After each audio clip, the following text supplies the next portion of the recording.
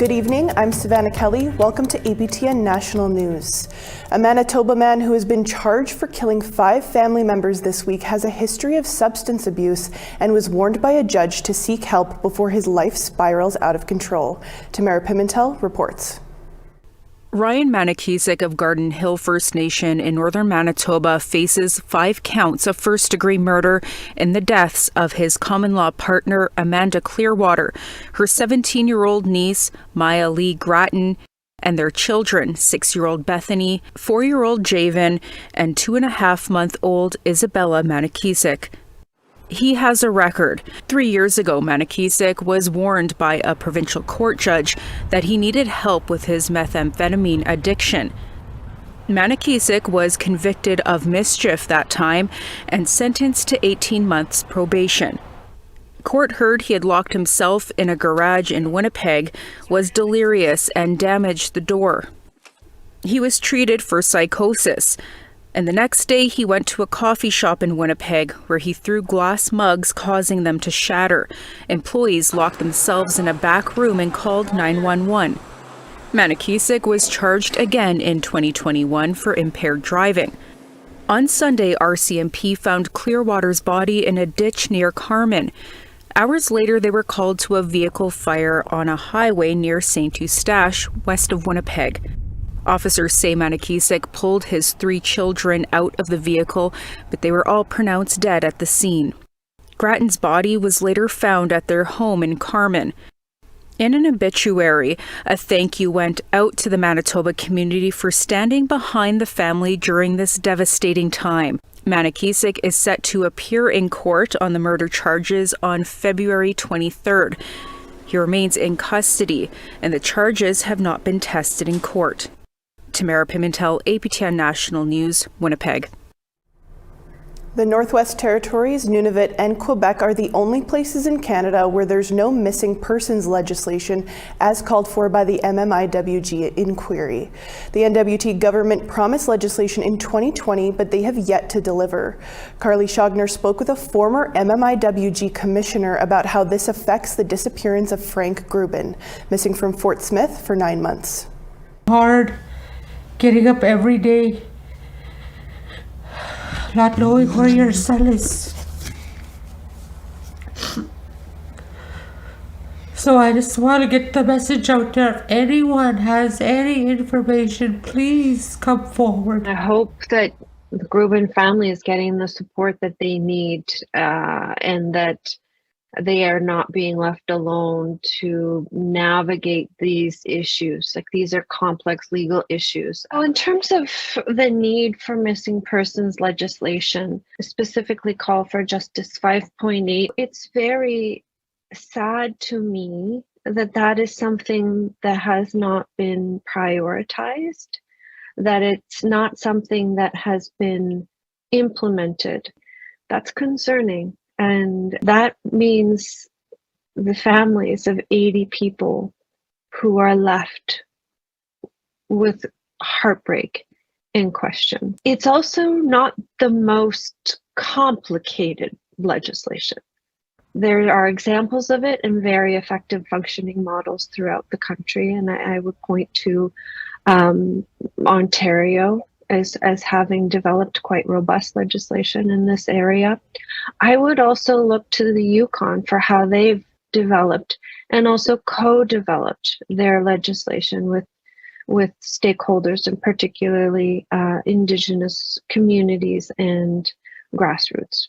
That gap was something that we heard from government and police forces as being something that was needed. We also heard it from families and survivors who were suffering the unimaginable horror of not knowing where their loved one was, and there being basically a dead-end road when it came to the work of police to try to uncover what has happened or where their loved ones was, because there was no clear indication of criminal activity in the course of the disappearance. Really get the sense that Frank's family feels abandoned, and they feel like they are alone. And I can really understand where that comes from.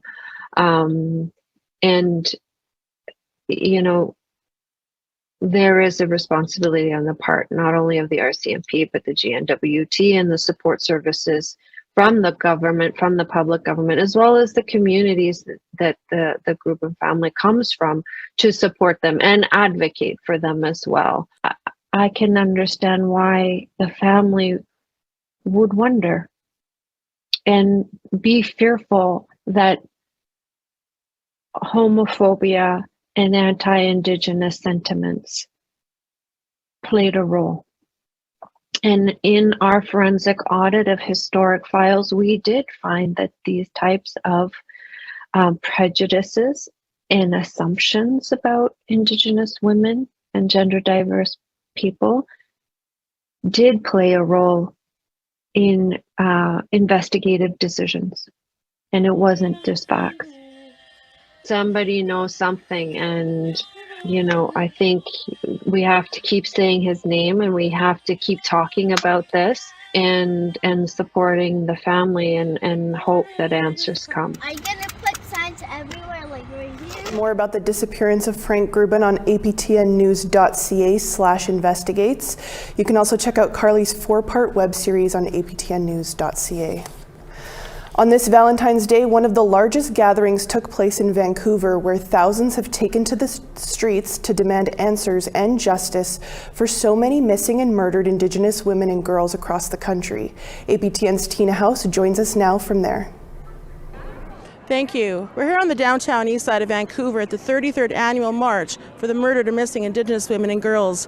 Joining me today is Angela Marie McDougall. Angela, you are the Executive Director of the Battered Women's Support Services, but you've also been involved with this for a very long time.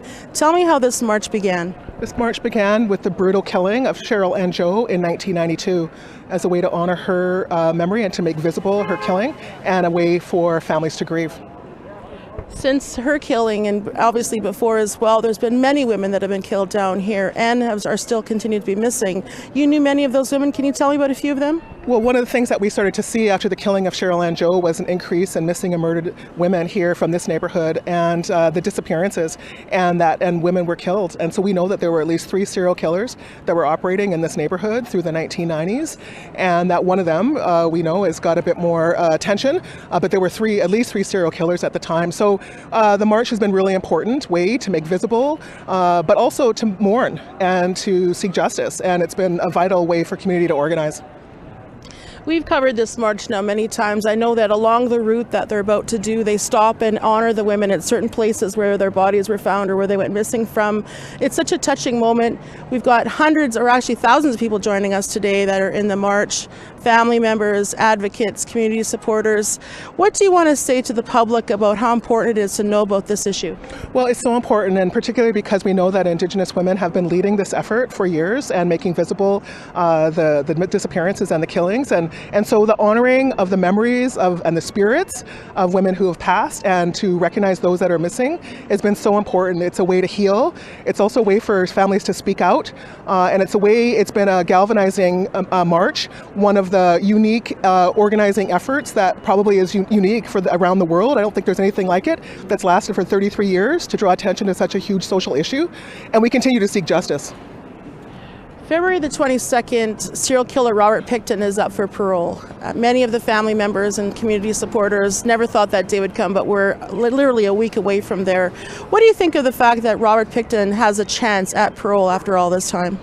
It's appalling. Can you imagine, actually, that how the trauma that family members and the community is experiencing, knowing that this is a possibility? But it really tells us the limitations, doesn't it, of the Canadian legal system, that this could actually be a fact. That this man that's killed so many women and who has done so much harm to families and to this community could actually have a time to seek freedom is just appalling. But really, it is the limitation of the Canadian legal system that we would even be in this situation. Speaking of the justice system, the RCMP have moved to destroy the evidence found and collected during the investigation. That next hearing is actually scheduled for February the 23rd, the day after his parole hearing. What are your thoughts on that? It's all just a major insult. It's an insult to the process initially, to all of the work that families have done, to the victims. It's a betrayal. It's devastating in so many ways. But again, it tells us clearly what the limitations are with policing, with the criminal legal system, in attempting to deal with this very serious social issue that's been with us through the very making of Canada as a nation. Obviously, our thoughts and prayers are with so many of those family members out there still seeking answers, still seeking justice for their loved ones. And thank you so much for all the work that you do on the front lines. We really appreciate you joining us today. Thank you. Back to you in studio. The James Smith Cree Nation in Saskatchewan has a new emergency alert system they hope will help prevent incidents like the September 2020 mass stabbing that killed 11 people and seriously injured another 17. Video journalist Rachel May was at the official unveiling. 2 weeks ago, the inquest into the mass stabbings on James Smith Cree Nation and the nearby village of Weldon wrapped up.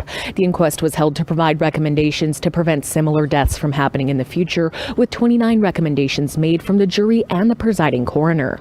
One of the recommendations was for RCMP and James Smith to implement a public safety strategy. A new app will allow Indigenous communities across Saskatchewan to send out emergency alerts to their communities as events are unfolding. The first alerts app will be incorporated into an existing app called the Talking Stick. It provides Indigenous people with peer support 24/7. The app has been approved by Apple to have an alert designation, which means that notifications can be sent out despite phones being on silent or in airplane mode. As the app is not connected to the provincial emergency alert system, the alerts will be able to go out ahead of RCMP alerts, provided individuals have the app downloaded. The app is now available for all First Nations across Saskatchewan. Rachel May, APTN National News, James Smith Cree Nation. And Rachel will have that full story tomorrow. Algonquin First Nations from Quebec were in Ottawa to voice opposition to a plan to build a radioactive dump on their territory. Last week, the Kebewak First Nation filed a federal court application for a judicial review of the approval. Today, in a show of support, they were joined by members of the Bloc Québécois and the Green Party. Here's Annette Francis with that story. Chiefs, community members and allies of the Algonquin nations in Quebec gathered with signs and drums for a small rally on Parliament. They united in opposition of a radioactive disposal facility at Chalk River. Sasha Hybricks came to show her support. She works with the Canadian Parks and Wilderness Society. She said it's important to put a halt on the project to find a safer solution. I think the best option would be the deep geological reservoir that they've done in other countries, such as like Finland and Sweden, where you really you bury the waste deep underground, far away from water sources that are important for the Indigenous communities and all of the local communities. The Vice Chief of Temiskaming First Nation is pleased with the support, but says more people should be concerned about the issue. This water is going to affect everybody, not just us, but everybody in the 7 generations down the line. So we would really like to have maybe a little more support coming from our neighboring non-Indigenous communities. Last month, the Canadian Nuclear Safety Commission, or CNSC, gave the green light for the Chalk River nuclear facility to build a place to dispose of 1 million cubic meters of low-level radioactive waste, such as contaminated clothing and building materials. However, it is located 1 kilometer from the Ottawa River. Before the rally, chiefs and politicians held a press conference in Parliament. Chief Lance Haymond of the Kebewak First Nation said the Ottawa River holds immense cultural, spiritual, and historical importance to the Anishinaabe people. It runs through unceded ancestral lands on which their nations hold title and rights. Last week's decision by the Supreme Court in C-92 reminded everyone that First Nations have ancestral rights protected by the Constitution, including the inherent right to self-government. So it's as a chief of a government that I present myself here to ask the current federal government, nation to nation, to step in and stop the the nonsense decision made by the CNSC. Green Party co-leader Elizabeth May stood in support of the chief's calls for a halt. She said the CNSC is once again rubber stamping a project. So we have a situation again where the words are really clear. Say them again: free, prior, and informed consent. The word prior is very important here because, as you've heard, the Indigenous peoples of the area were not consulted about the location of the site. The Chalk River facility is expected to last 550 years, but the chiefs say they'll continue to fight to stop the development until they've been consulted and a better plan for storage is in place. Annette Francis, APTN National News, Ottawa. An Innu woman's goal to build her dream cabin has landed her in the middle of a territorial dispute. We'll tell you about it after this short break. Stick around.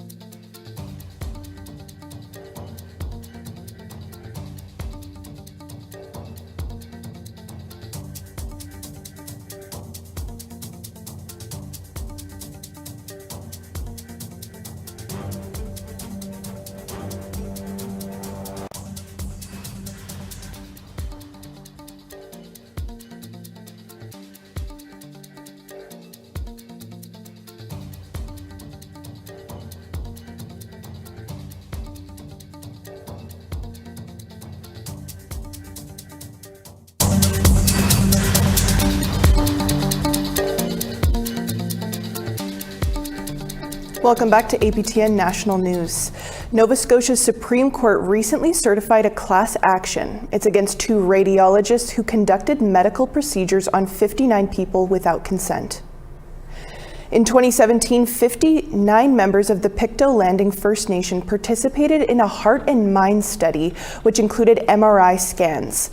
The lawsuit alleges Dr. Sharon Clark and Dr. Robert Miller conducted additional MRI scans on participants' livers for their own study. Clark and Miller admitted they shared the data at a radiology conference. They also did not report to two participants that the scans revealed health issues. Chief Andrea Paul is the primary plaintiff. She was recently elected as the Assembly of First Nations Regional Chief of Nova Scotia. No date has been set for the trial. An Innu woman just wanted to build her dream cottage in Quebec. Little did Claudie Paul know she'd be caught in a territorial dispute between her Innu community and the Huron-Wendat First Nation. It resulted in an eviction notice and damage to her property by the Huron-Wendat. And although Paul's community reimbursed her, she says Quebec's legal system wasn't up to the task of helping her. Here's a report from Shushan Bacon, voiced by Maricela Amador. Si un groupe décide qu'il revendique un droit territorial, puis qu'il y a une croyance de droit qui peut être ambiguë, mais qui est là et réelle, ben, on n'est pas protégé. Claudie Paul is arriving at the cottage she's been building. She's been working on it a while, despite some obstacles. In the spring of 2022, the Huron-Wendat Nation affirmed its territorial rights over the land the cottage was being built upon. C'est quelque chose. C'est quelque chose d'avoir fait ça. They also used large machinery to tear up the land so Paul couldn't build. Please be advised, you are not authorized to build on our land, the Neo-Wensio. Paul is Innu, from the nation of Mashtoyats. Last August, she met with a prosecutor from Quebec's Director of Criminal and Penal Prosecutions to discuss the destruction of her land. This followed on a complaint she filed with provincial police in Saguenay. The response she received was, the Director of Criminal and Penal Prosecutions has concluded that no charges will be laid in relation to this event. According to Paul, the Huron-Wendat belief in their ancestral rights is untested but powerful. Sur cette croyance réelle de droit-là qui fait que, eux autres ont des droits, ce groupe-là a des droits, ben finalement, nous autres, on ne peut pas poursuivre. Claudie Paul wonders whether the DCPP understands Indigenous rights enough to make an informed decision. Je pense qu'il y a eu des gens frileux là-dedans, puis on ne voulait pas trop embarquer, surtout que c'était deux groupes autochtones. Il y a comme un peu un litige entre les deux. Mais en même temps, il y a une responsabilité. Le Québec a une responsabilité de nous défendre. Le droit criminel et pénal, ça relève du Québec. Fait qu'on se sent un peu laissé tomber là-dedans. En tout cas, de mon côté, puis je pense que je ne suis pas la seule. On se dit là, c'est quoi? C'est œil pour œil, dent pour dent, là, sur le territoire. Compensation from her band council allowed her to keep building. Gilbert Dominique, Chief of the Pequot Communuat Taquagan First Nation, has questions of his own about how the Director of Prosecution handles First Nations files. Inconcevable que sur la base que y a une divergence sur la notion et que c'est pas clair la notion des droits ancestraux, on n'a pas le droit, malgré tout ça, de porter préjudice là par un saccage à des membres de nos Premières Nations ou même à des Québécois là. Paul has signed a power of attorney ahead of further litigation. Since January 30th, 2023, the Pequot Communuats First Nation has been suing the Huron-Wendat Nation for damages in Quebec's Superior Court. In 2004, the community of Mashtoyats, along with 3 other Innu nations, signed an agreement in principle for a future treaty with Quebec and Canada, where the Nitassinan of Mashtoyats is in green. Despite it being the only remaining Huron-Wendat community, Wandage is located in Innu territory on the map, which is in blue. The Huron-Wendat did not respond to APTN's request for an interview. Claudie Paul has put her heart into her dream cottage. En tout cas, moi, là-dedans, je me suis sentie assez seule, là, honnêtement, là, avec le pouvoir du DPCP, le pouvoir de la Sûreté du Québec. Tout est comme, on dit non. Bon, ben non, c'est non. OK, moi, ça s'arrête là, moi, j'ai aucun droit, j'ai pas le droit à la sécurité, pas le droit d'être protégé par la Sûreté du Québec, j'ai pas le droit. Fait que, tu sais, tu te ramasses démuni, mais c'est pas normal, là. Au Québec, j'ai des droits comme les autres, là, tu sais. She worries about others who own property in the territory, both First Nations and non-Indigenous people. She believes no one is protected by the law if anyone can claim a territorial right based on what they believe. A story by Shushan Bacon, APTN National News, in Neo-Wensio and/or Nitassinan. We need to take one more short break. Our photo of the day and weather are coming up after this.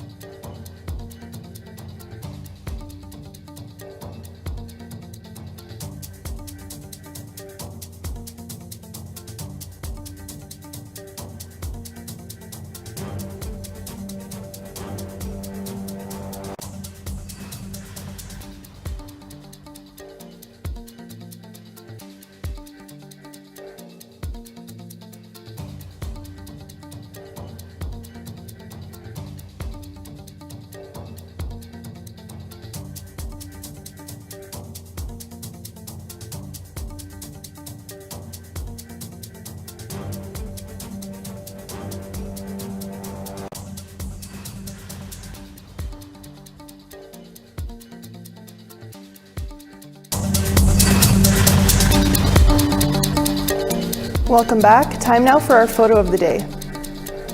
Kelsey Weber shared this sweet photo of her little Valentine, Adeline Weber. Between the roses, balloons, and unicorns, they've set the bar very high for the rest of us. Thanks for sharing that, Kelsey. Send your photos to share@aptn.ca for the chance to be our next photo of the day. Now let's take a look at tomorrow's weather forecast. Over to the East Coast, -1 in rain in Fredericton, 0 degrees in Halifax. Nain, snowy and -9, Happy Valley, Goose Bay, -5. Montreal, rainy and -3, Saguenay, -10.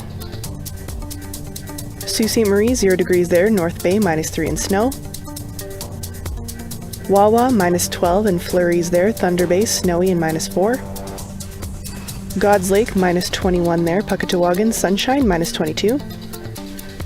Dauphin, -14, Winnipeg, sunshine, -12. Yorkton, snowy and -14, Saskatoon, sunshine, -14. Stony Rapids, sunshine and -21, Buffalo Narrows, -14. Sunshine and -9 for Peace River, Fort McMurray, -8. -8 in Edmonton and Red Deer, snowy and -12. Bella Coola, sunshine, 3 degrees there, Kamloops, -3. Prince George, sunshine, -7, Fort Nelson, -6. Beaver Creek, sunny and -12, Mayo, -13. Norman Wells, sunny and -7 there, Wrigley, sunshine, -11. Paulatuck, sunny and -4, Colville Lake, -10. Baker Lake, -31 there, Nauyat, snowy and -27. Resolute, sunshine, -28 there, and Iqaluit, -16. And that's all the time we have for your midweek news. For news anytime, head on over to our website at aptnnews.ca. I'm Savannah Kelly. Marcy Miigwech, thank you for joining us, and happy Valentine's Day.